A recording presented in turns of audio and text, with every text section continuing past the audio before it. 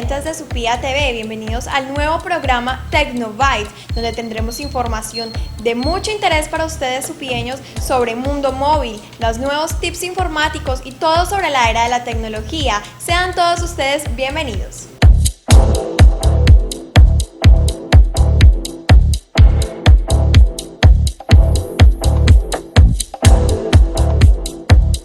Android es un sistema operativo que ha tenido gran acogida en los dispositivos móviles. Sepamos un poco sobre su historia. De Android se habla aproximadamente del año 2005, pero hace algo más de 6 años que apareció la primera forma de Android.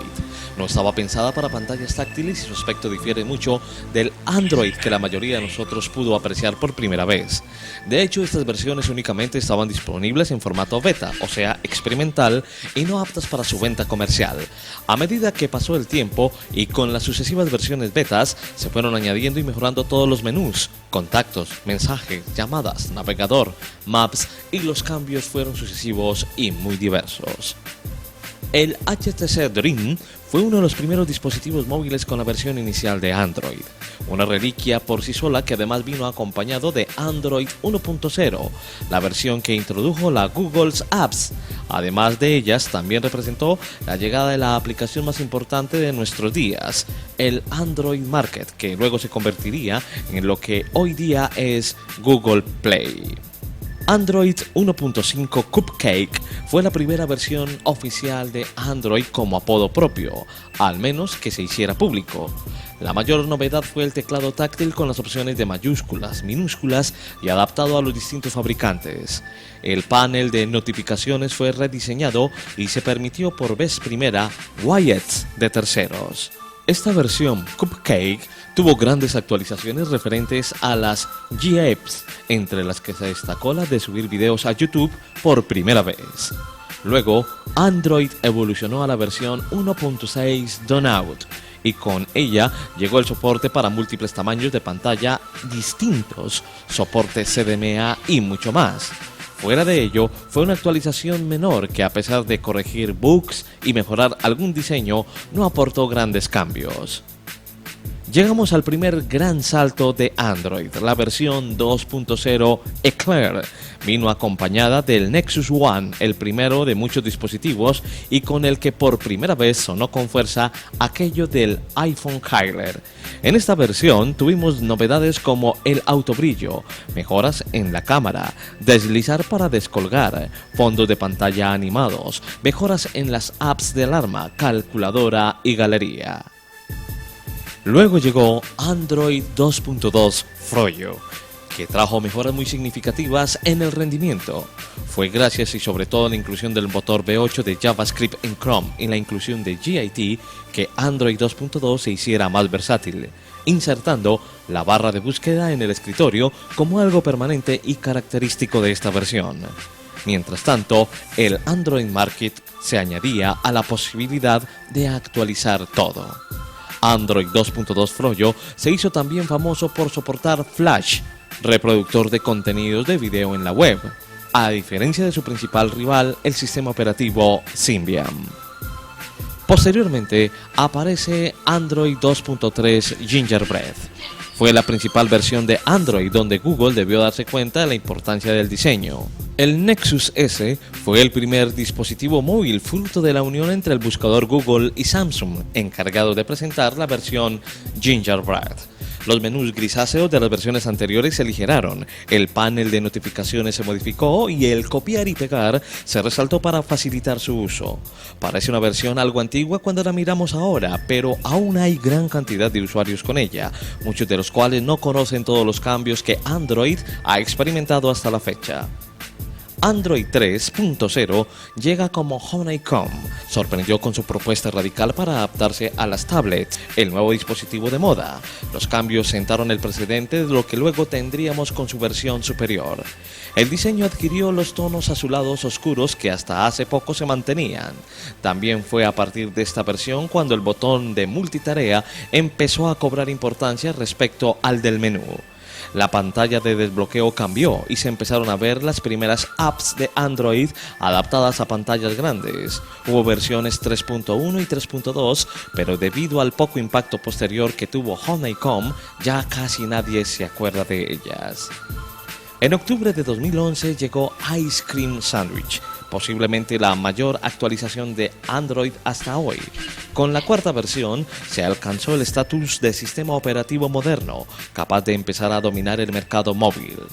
El Samsung Galaxy Nexus fue el elegido para representarlo. YouTube se actualizó una versión menos horripilante y vimos en el menú de ajustes la posibilidad de controlar el uso de datos. Ice Cream Sandwich fue la versión en la que las pautas de diseño de Android se crearon y aún hoy siguen más o menos vigentes. También fue cuando vimos el cambio del Android Market a Google Play, una evolución que sería el inicio de la estrategia comercial de Google en el sector móvil.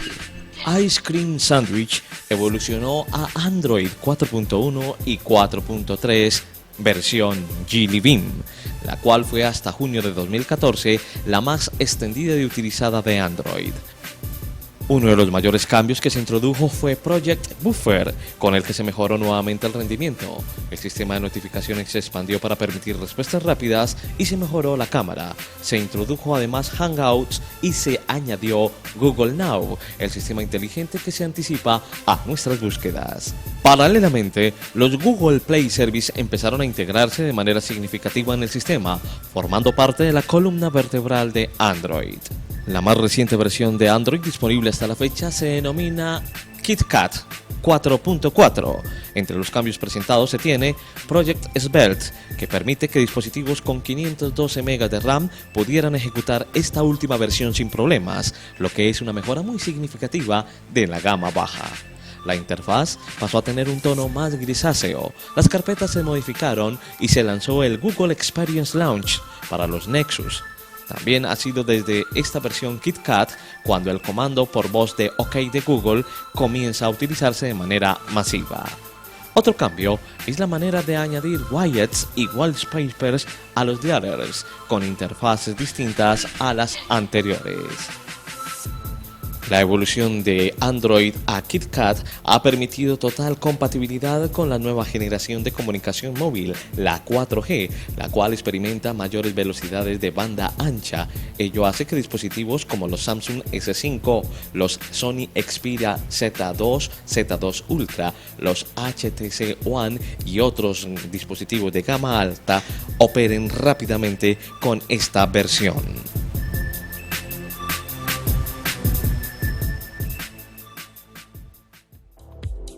Y como dato curioso les cuento que los nombres que han tenido las versiones de este sistema operativo Android son nombres de postres. Esto ha sido a propósito por sus creadores.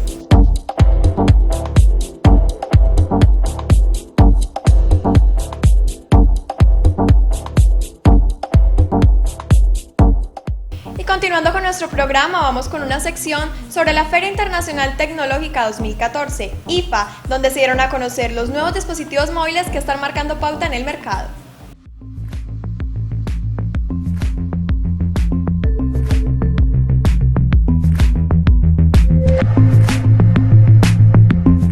La IFA 2014 es la feria tecnológica más importante de Europa, donde los grandes fabricantes muestran sus novedades no solo en el ámbito de la telefonía móvil, sino de la electrónica en general.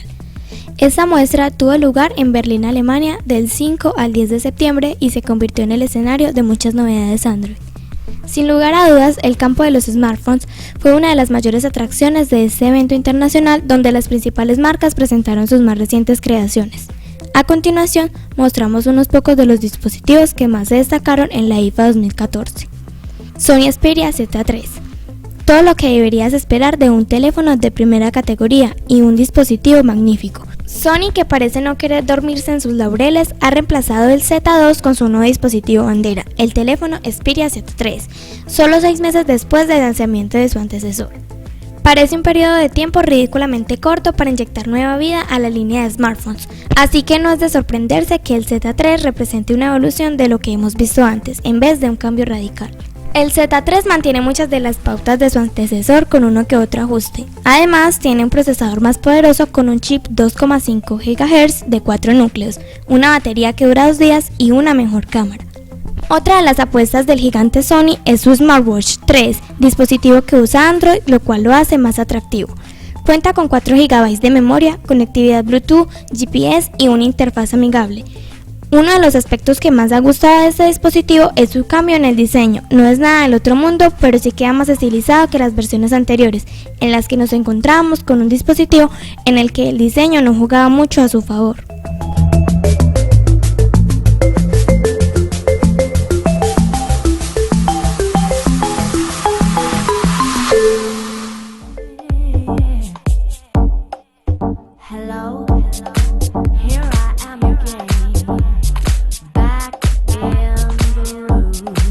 Y lo que está marcando innovación y llamando la atención actualmente en el mercado son los nuevos televisores curvos. Las marcas de esos aparatos electrónicos han optado por dar una nueva imagen y dar un nuevo sentido a estos equipos electrónicos que están llamando la atención de todos sus compradores.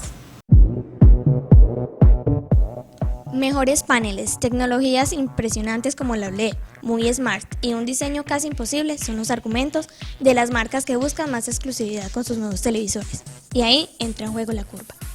No es la pantalla curva una de las prioridades que debes tener antes de elegir un televisor, pero son tan espectaculares. Básicamente el papel de los paneles curvados en los últimos televisores que buscan conseguir cumplir 2 objetivos al tiempo: envolver al consumidor con la curva y las grandes dimensiones de estos modelos, y por supuesto dar un toque de diseño y exclusividad que solo se puede conseguir con un panel curvo.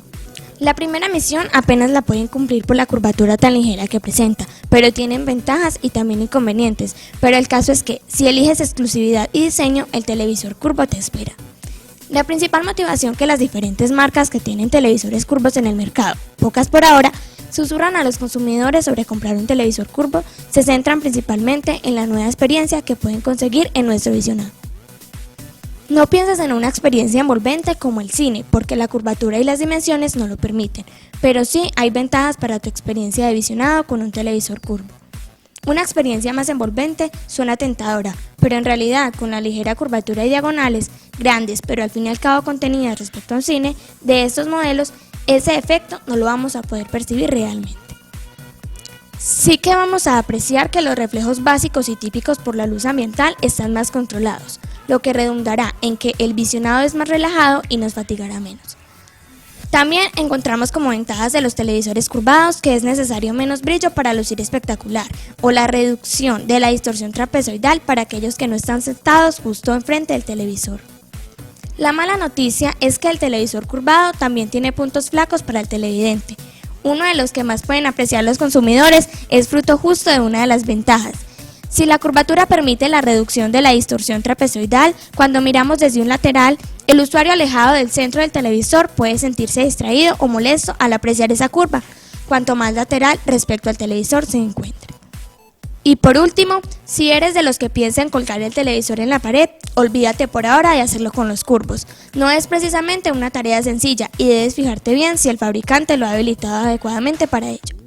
Si pensamos que la situación en la que nos coloquemos delante de un televisor curvado no va a ser un problema, ya podemos escoger tecnología, y aquí va a ser determinante para decantarnos por un modelo u otro. De hecho, no tendrás casi elección. Con los televisores curvados, la elección de diagonal, resolución o incluso tecnología del panel la hace la marca, no tú. Si en la gama de televisores tradicionales hay un catálogo inmenso donde combinar paneles, tamaños e incluso resoluciones, con los televisores curvos las posibilidades y combinaciones son muy reducidas. Y la exclusividad es casi la única por la que podemos decantarnos. Por ejemplo, tendremos pocas diagonales para elegir, y si nos decidimos por un tipo de panel, es probable que no tengamos más que una opción de resolución. Corea es el país que marca el ritmo en esto del televisor curvo. De hecho, podemos decir que marcan también en otras gamas. Pero en el caso de este tipo de televisores, ahora mismo solo hay un modelo que se escapa de las garras de LG o Samsung, y es asiático también, Sony.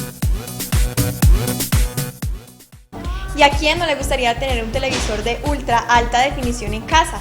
Pues les cuento que su valor en los más pequeños oscila entre los 15 y 20 millones de pesos. Creo que hay que esperar un poco.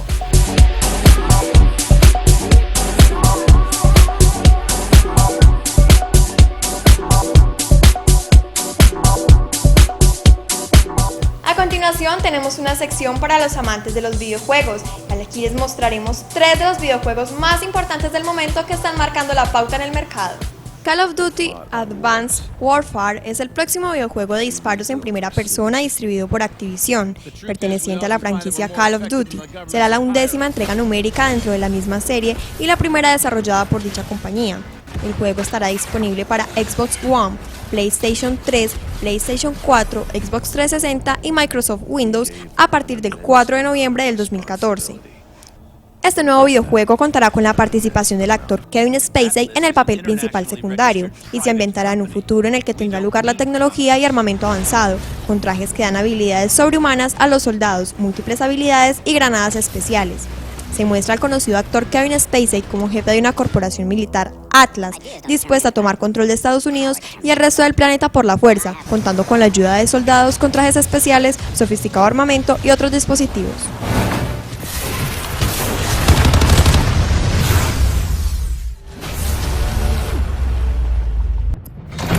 Assassin's Creed Unity es un futuro videojuego de acción, aventura y sigilo de ficción histórica, desarrollado por Ubisoft Montreal.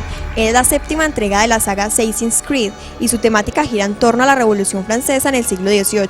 El juego será lanzado el 13 de noviembre del 2014. Es el primer videojuego de la serie en introducir el modo multijugador cooperativo. El desarrollo comenzó poco después de finalizar Assassin's Creed Brotherhood en 2010. El 19 de marzo del 2014 se filtró el título del juego llamado Unity, mostrando un nuevo miembro de la Orden de los Asesinos en París, Francia. El juego, ambientado durante la Revolución Francesa, tiene un personaje que es un asesino de nombre Arno. Poco después, el 21 de marzo, Ubisoft anunció de manera oficial Assassin's Creed Unity para las consolas de nueva generación PlayStation 4, Xbox One y PC.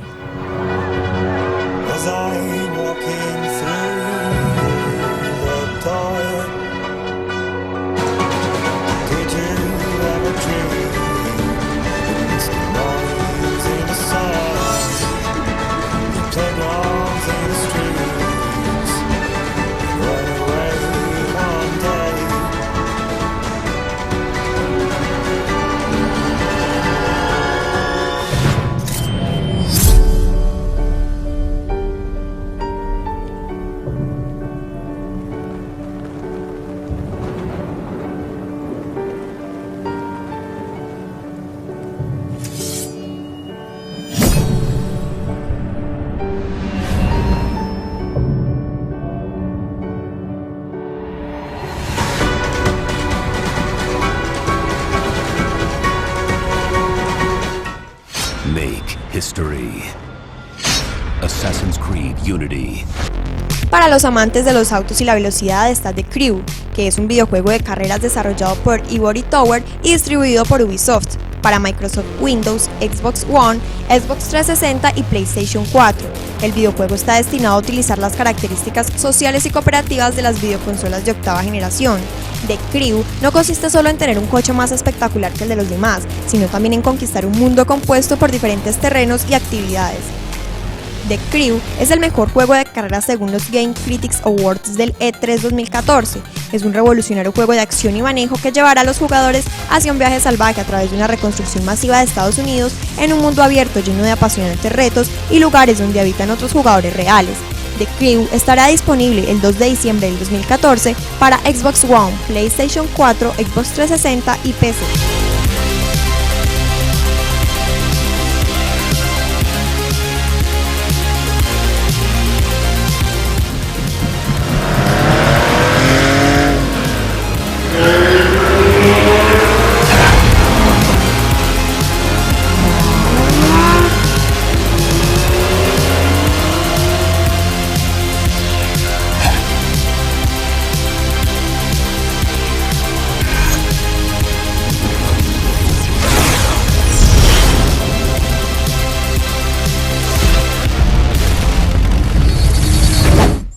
Impresionantes sus gráficos, ¿no? A mí el que más me llamó la atención fue Call of Duty. ¿Y a ustedes?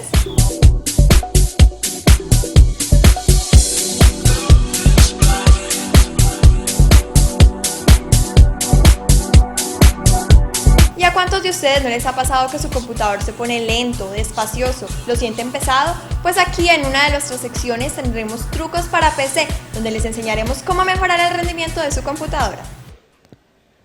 Hola amigos de Tecnobyte, bienvenidos a este primer programa que se está emitiendo a través de Supía TV, esta primera sección en la cual vamos a hablar de ayudas y herramientas informáticas. La mayoría de ustedes o la mayoría pues poseemos algún conocimiento en el manejo de computador, unos más avanzados que otros, pero generalmente se suelen realizar distintas tareas y otras muy comunes, entre ellas por ejemplo abrir un archivo de Word, realizar una carta, un archivo de Excel, realizar hojas de cálculo, abrir un programa en PowerPoint, hacer presentaciones, un archivo PDF o escuchar música, ver videos, etcétera, etcétera.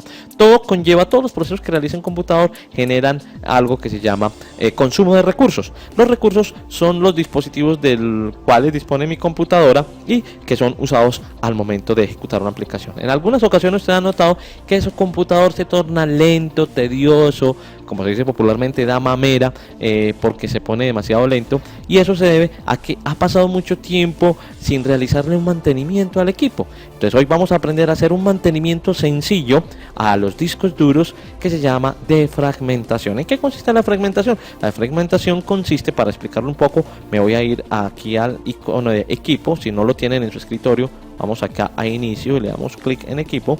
Consiste en que en estos iconos que tenemos acá, que son nuestros discos duros, aquí en este caso tenemos 4, hay veces es 1 o 2 o 3, bueno, etcétera. Estos discos, generalmente el que más trabaja es este señor, que se llama disco local C, o es el disco de sistema, porque es aquí donde instalamos la mayoría de los programas. Entonces, como aquí se instalan todos los programas, este es el disco que constantemente está trabajando. ¿Qué pasa con la fragmentación de archivos? Vamos a darle clic derecho al disco local C, aquí en la última opción, propiedades, y nos aparece esta ventana. En esta ventana vemos un gráfico que nos dice que aquí tenemos nuestro disco duro, en este caso es de una capacidad de 148 gigas, de los cuales tiene usado esta porción en azul, que equivale a 69.7 gigabytes, y esta porción en fucsia o en violeta, que corresponde a 79.2 gigas espacio libre. En esta sección que tenemos aquí, en este pedacito de la torta que está en azul, quiere decir que todos los archivos están ocupando este espacio, pero como es un disco que dentro de su dispositivo gira generalmente a 7200 revoluciones por minuto, la información se va grabando de manera aleatoria. Cuando usted le dice grabar un archivo, él puede grabar un pedacito acá, el otro pedacito acá, el otro pedacito acá, y así generalmente se va almacenando la información en el disco en diferentes sectores o clúster.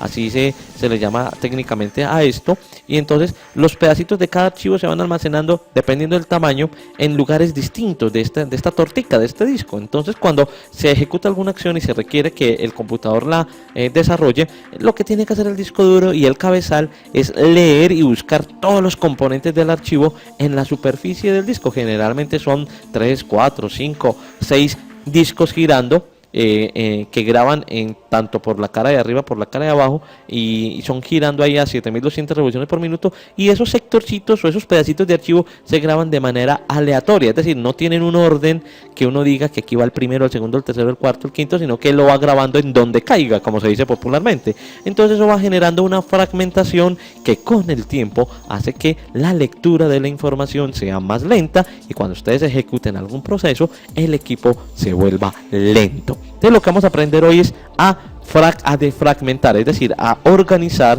esos archivos para que cuando el disco duro o el programa requiera la ejecución de ellos, los encuentre más rápidamente y queden ordenaditos, o sea, uno tras otro, como enfiladitos, y así el disco lo pueda leer de manera más rápida y obviamente se ejecute el proceso de una manera mucho más veloz. Muy bien, entonces aquí vemos entonces que tenemos la información. Entonces vamos a aprender primero cómo hacerlo con la herramienta propia de Windows que se llama defragmentador. Aquí donde estamos, recuerde cómo llegamos, vamos a recordar, cerramos, recordemos rápidamente, nos vamos a inicio, equipo, en equipo seleccionamos nuestro disco C, el que vamos a defragmentar, le damos clic derecho y le damos propiedades, y en propiedades nos sale esta ventanita, y ahorita nos vamos a la pestaña herramientas. Aquí en herramientas tenemos tres ayudas, pero nos va a interesar en esta sección la desfragmentación. Nos dice desfragmentación y vamos a dar aquí clic en desfragmentar ahora. En esta desfragmentación lo que nos va a salir es una ventana emergente en la cual vamos a encontrar que Windows va a analizar el disco y nos va a decir en qué porcentaje se encuentra fragmentado para proceder a realizarlo. Como yo ya hice este procedimiento, aquí vemos que si seleccionamos el disco C, aquí nos dice que el disco tiene 20% fragmentado, es decir, valdría la pena realizar una desfragmentación. ¿Cómo obtengo yo estos datos? Cuando yo entro aquí, o se entra por primera vez, le decimos analizar disco, le damos clic y él comienza un proceso. Al final vuelve a aparecer esto y nos sale esto que dice nos dice fragmentado. Vamos aquí en analizar disco y él comienza un proceso de análisis del disco duro para mostrar esa información. Y aquí le damos clic, por ejemplo, para que ustedes pudieran apreciar esta parte. Entonces él comienza, aquí dice tanto por ciento analizado y se va así lentamente. Hay que tener mucha paciencia porque esto es un proceso lento, dependiendo de la manera en cómo se encuentre fragmentado su disco duro. Muy bien, una vez terminado, vamos a detener la operación, digamos, vamos aquí a la siguiente opción donde dice desfragmentar disco. Se le da clic y él comienza el proceso donde dice en ejecución la defragmentación. Repito, también es un proceso lento y esperar. No tengan miedo que la defragmentación no borra ningún archivo, simplemente lo que hace es ponerlos en un orden consecutivo para que en la lectura del disco sea más rápida y por ende haya un mejor rendimiento. Esta es la primera opción. Vamos a pasar a una segunda opción que yo la recomiendo un poco más que esta. No quiero decir que esta sea mala, es una muy buena opción propia de Windows, ¿cierto? Les voy a decir de detener la operación, pero les voy a recomendar mucho, queremos cancelar, que nos vamos a Google, vamos a descargar una aplicación. Abrimos nuestro navegador que se llama Defragler. Vamos a escribir acá Defragler, que es una aplicación muy buena de la casa Piriform, y vamos a encontrar aquí esta opción que se llama Defragler y le damos clic en descargar. Cuando se nos abre aquí, dependiendo de la velocidad que tengan de internet, le damos aquí en descargar gratis, descarga segura. Vamos a descargar y él va a comenzar el proceso de descargar y ustedes pues comienzan el proceso y esperan el tiempo que se demora la descarga de este archivo. Yo ya lo tengo descargado, así que pues no voy a hacer la descarga, voy a cancelarla. Entonces yo ya lo tengo descargado, el archivo, lo tengo por aquí en este disco, por aquí en una carpetica que se llama descargas y se llama desfragmentador, y lo tenemos aquí. Cuando lo tenemos ya descargado, le damos doble clic para instalar, le decimos que sí, ok, y aquí nos sale esta ventana donde dice cómo lo van a instalar. Entonces seleccionan aquí el idioma español, que está en español, le dan clic en siguiente, aceptar hasta que finalmente se instale. Como yo ya lo tengo instalado, no voy a instalar, y tenemos aquí esta aplicación que se llama Defragler. Le damos doble clic una vez instalado, le damos que sí, y aquí nos va a aparecer pues la aplicación que es bajada de internet, una aplicación gratuita en su versión inicial, hay una versión de pago, pero bueno, esto también es muy buena aplicación. Entonces aquí nos aparece en nuestra ventana, nos aparecen nuestros discos duros y nos aparece un gráfico parecido como el que vimos hace un rato, ¿no? ¿Se acuerdan? Aquí lo tenemos donde nos dice de qué capacidad es el disco, qué tenemos usado, qué tenemos libre, ¿cierto? Seleccionamos nuestro disco y le damos clic en analizar. Él hace el mismo proceso, así como lo hicimos ahora, él hace el recorrido y nos muestra cuánto tiene el disco de fragmentado. Muy bien, cuando termina nos dice que el estado del disco es bueno y que pues no necesita pues una desfragmentación urgente. De todas maneras, cuando ustedes lo dan en análisis, ustedes ven que esto se vuelven unos cuadritos de color. Eso quiere decir una especie como de sectores, como de espacios dentro del disco donde se guardan los archivos. Ustedes ven que hay una serie de archivos en color azul o cuadritos en color azul que nos dicen que hay muchos archivos consecutivos. Quiere decir que el disco no está tan fragmentado, ¿cierto? Y otros en otros colores que nos dice que hay unas partes de unos componentes de un archivo que están fuera de su lugar. No quiere decir que no funcione, sino que no están ordenados consecutivamente, que cuando la aplicación que requiera estos archivos que hay por aquí guardados se ejecute, quiere decir que se va a hacer un poquito lento. Pero digamos que generalmente yo les recomiendo a ustedes defragmentar su disco una vez al mes, ¿cierto? para que tengan un mejor rendimiento. Entonces vemos acá que nuestro disco está desfragmentado en un 19%, ¿cierto? Y lo único que tendría que hacer es decirle desfragmentar, ¿cierto? Después de analizar le digo desfragmentar, y es lo que pasa es realizar es un proceso de ordenamiento. Repito, también es un proceso lento que hay que tener mucha paciencia, ¿cierto? Porque es algo que requiere de tiempo, entonces hay que darle, como se dice popularmente, tiempo al tiempo para que realice esta fragmentación. No hay necesidad de acelerarse, de esperar a que termine el proceso y ya tienen un disco fragmentado con archivos consecutivos que hace un poco más rápido el rendimiento del equipo. Muy bien, de esta manera hemos llegado al final de esta sección en el día de hoy. Dentro de 8 días tendremos la segunda parte. Vamos a hablar de otras aplicaciones, otras herramientas necesarias para realizar mantenimiento a nuestro equipo, para que no sea necesario que usted tenga que desplazarse con su computadora hasta un centro de diagnóstico o un centro técnico, sino que usted realmente pueda realizar un mantenimiento preventivo desde su hogar y así hacer un poquito más rápido su computadora. Estas son ayudas que tenemos aquí en Tecnobyte. Esperamos que las aprovechen y recuerden, Tecnobyte de Supía TV llega para ustedes para ayudarles con el mundo de la informática. Muchas gracias, sigan con nuestro programa. Bien, hemos aprendido cómo desfragmentar el disco de la PC para mejorar su rendimiento. Aquí hemos llegado al final de Tecnobyte. Esperamos que nuestro programa haya sido de su total agrado. Los esperamos la próxima semana con mucha más información de su interés. A continuación, Supía TV Noticias. ¡Feliz noche!